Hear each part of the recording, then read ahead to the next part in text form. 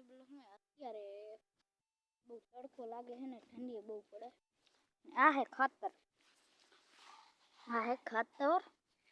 સમજો આ ખાતર છે. અને ગંદરપ આ દાવી 10 થેલીઓ નાખી દીધી, 10 અને 22 કિલા રીરું હે અને ઈકડ 5 અને આવડું મોટું ખેતરમાં 22 કિલા મેં વાવ્યું. એટલે અત્યારે હાલે હેરું પાણી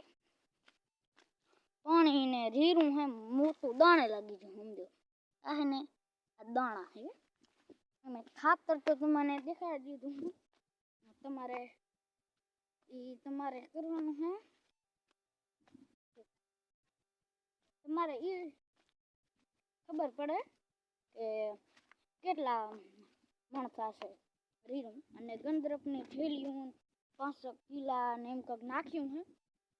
અને અમે હે 4 રાણા, એક હું ને 3 મોટા હે. અને આ પીરું રહ્યું ને આ ખાતર હે. અને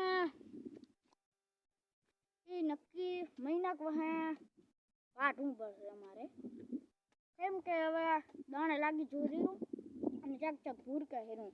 એમ કે આમણે હેરું ને આ હે ને એમણે થોડુંક રીરું આસું હે, આ જેડો દેખાડ્યો ને એમણે. અને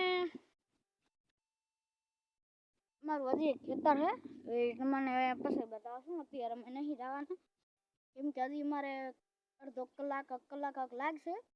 અને 22 કિલામાં રીરું છાંટ્યું, રીરું વાયું હું. એટલે તમારે કેટલા મણ થશે એ તમારે ખબર પાડવાની હે. અને વાહે તમારે આવડું મોટું ખેતર હે અમારે. અને વાહે